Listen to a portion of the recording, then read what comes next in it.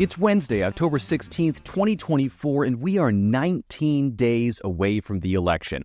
Welcome to today's Make It Make Sense mini-episode. I'm Grant Herms. Today on the show, Kamala Harris does a national radio town hall aimed directly at black voters. So Harris was in Detroit yesterday and sat down for an hour-long interview with Charlemagne Tha God, who is the host of the extremely influential morning radio show, The Breakfast Club. And before we get into what Harris said, because there was a lot of really interesting stuff here, I want to give you some context. So for months, there's been the narrative and the polling to suggest that both Biden and Harris were losing the support of black voters. A recent New York Times Siena poll found that 78% of black voters were supporting Harris to 15% for Trump, a full 9 points behind where Biden was in 2020. Trump only gained 3 of those 9 points, but still, he gained ground.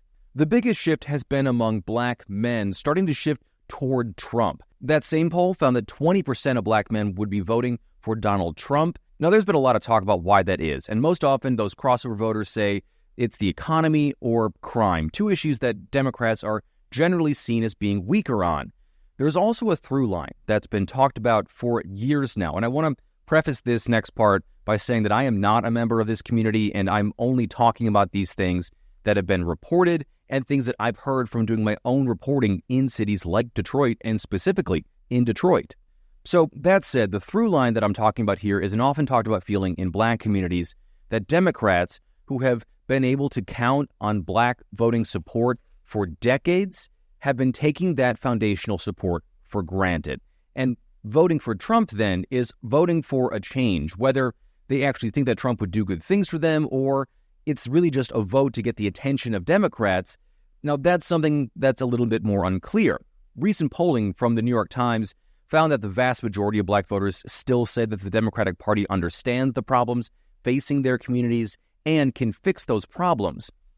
And then there was this last Thursday from former President Barack Obama. He was in Pittsburgh visiting a Harris campaign office and had some pretty stern words for black men. Makes me think, and I'm speaking to men directly now, part of it makes me think that, well, you just aren't feeling the idea of having a woman as president. And you're coming up with other alternatives and other reasons for that. And I think anybody you are talking to in a barbershop, anybody you are talking to in your house, in your family, at church, who is coming with that kind of attitude, I think you have to ask them, well, how can that be? Because the women in our lives have been getting our backs this entire time. So, Obama's been criticized by a lot of people for lecturing or even condescending or, in a way, undercutting Harris. But the most recent poll from CBS says as the race has gotten tighter, if that was even somehow possible, Harris has made up the losses and is back to 2020 levels of support, which, isn't exactly gaining ground in the positive, but in any election getting back to neutral, which this is for the Harris campaign, is a good thing, meaning that they're not in reverse anymore. Now that brings us to this town hall. This might have been the best interview or public appearance Harris has given. She was candid, way more so than when she was on with Oprah. She showed that she really understood her policies and issues, and she answered a lot of questions. And she was, as she always is, really on message. And there were a few times that Charlemagne tried to pull her off of that and even open the interview like this. Very scripted. They say you like to stick to your talking points, and some media says you have... That would be called discipline. Oh, okay. Speak to that. But go on. No, but what do you say to people who say you stay on the talking points? I would say you're welcome. Mm-hmm. I mean, listen, here's the thing. I love having conversations, which is why I'm so happy to be with you this afternoon. And the reality is that there are certain things that must be repeated to ensure that I have everyone know what I stand for and the issues that I think are at stake in this election. Now, Harris later, when it came back around again about her sticking to her talking points, she said that she's only been in this election for 70 days, which is a dizzyingly small amount of time that honestly has felt like it's been 10 times longer than that. But she said that she repeats herself because a lot of people are still getting to know her, which is true. somewhere between 1 in 5 and 1 in 3 voters, depending on the poll you're looking at, still say they want to know more about Harris.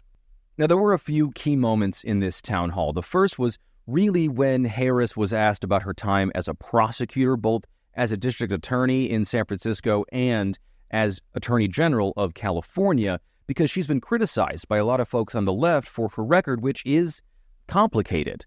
And her views have shifted. Allegations against you is that you targeted and locked up thousands of black men in San Francisco for weed. Some say you did it to boost your career. Some say you did it out of pure hate for black men. Please tell us the facts. What's the facts of that situation? It's just simply not true. And what public defenders who are around those days will tell you, I was the most progressive prosecutor in California on marijuana cases and would not send people to jail for simple possession of weed.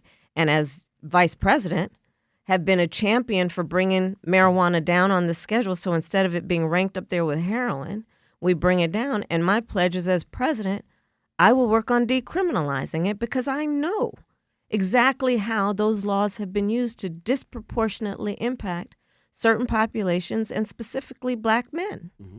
And then there was this moment a little later when Harris and Charlemagne were talking about Trump.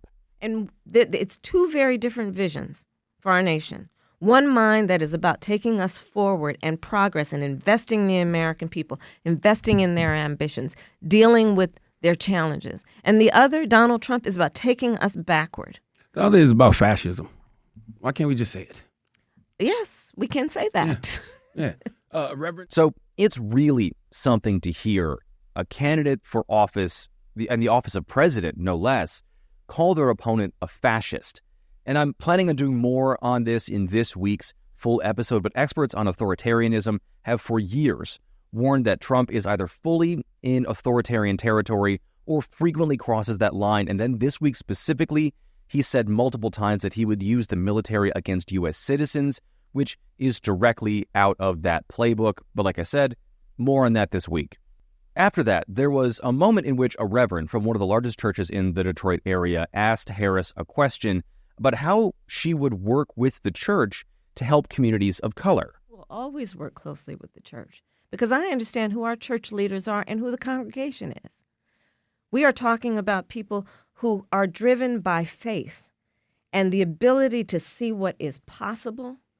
By faith, where I was raised, and I know many of us were, understanding that our God is a loving God, that our faith propels us to act in a way that is about kindness and justice and mercy, that is about lifting one another up.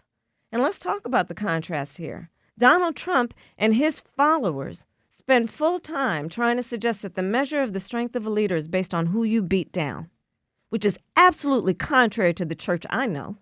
He sells Bibles, though. This was a huge moment in this interview because, first of all, it's the first time that we've heard Harris talk about her faith so explicitly in this way, so personally in this way.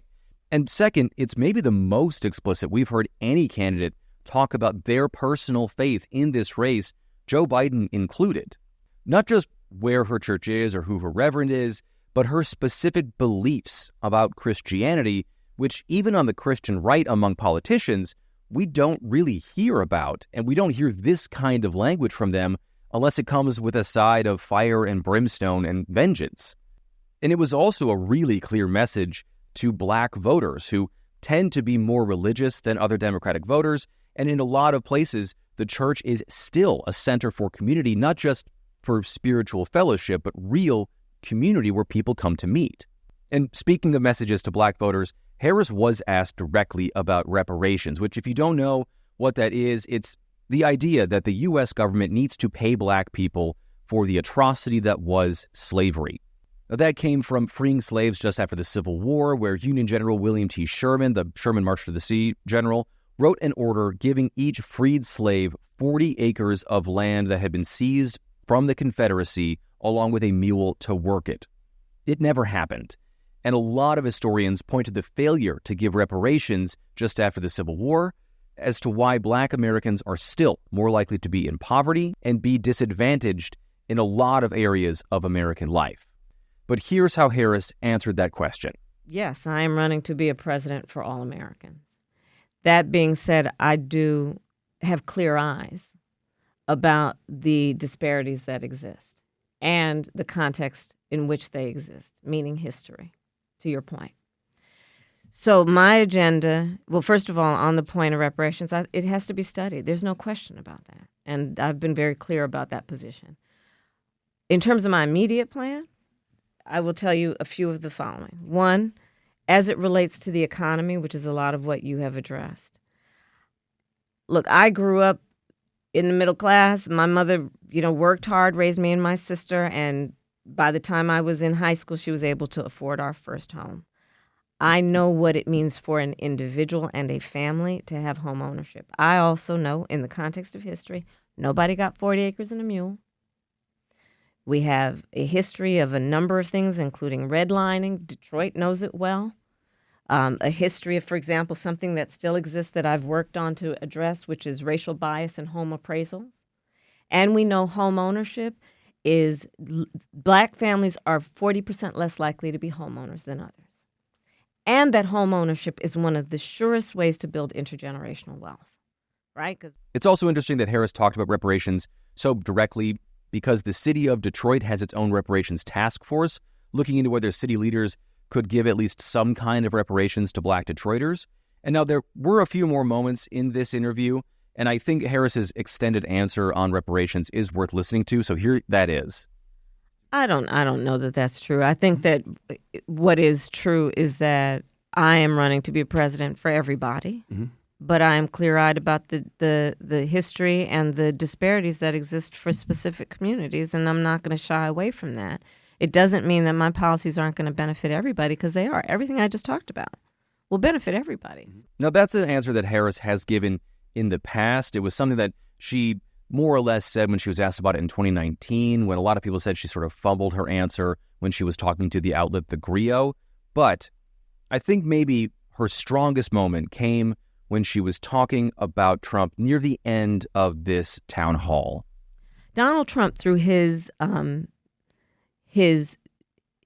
way of trying to name call and demean and divide, tries to project as though those things are a sign of strength, when in fact the man is really quite weak. He's weak. It's a sign of weakness that you want to please dictators and seek their flattery and favor. It's a sign of weakness that you would demean America's military and America's service members. It's a sign of weakness that you don't have the courage to stand up for the Constitution of the United States and the principles upon which it stands. This man is weak and he is unfit. So the weak and unfit is a new talking point for Harris, especially after the fact that Trump isn't going to be releasing his medical records, and after that sort of impromptu senior moment concert he had that I talked about in yesterday's mini. But really, it's a sign that in these final weeks, it looks like Harris has finally nailed down her approach to not sugarcoat things. In this town hall, she made it pretty clear that she's intending to go from joyful and good vibes only to pointed and direct with just 19 days left. Okay. That is it for today's MIMS Mini. Please rate and review the show on whatever podcast app you're listening to this on. Like, subscribe, and hit the bell for notifications on YouTube. You can subscribe to the Make It Make Sense Substack. And thank you to those of you who have been subscribing. I've been getting, about a dozen or so new subscribers every day, and thank you very much for that. And finally, keep sharing the show on social media. It's MIMS News Pod. That's MIMS News Pod, all one word on every platform. I am at Grant Herms on X and at Grant Herms TV on everything else. Thank you so much for listening today. I'm Grant Herms, and I'll talk to you tomorrow.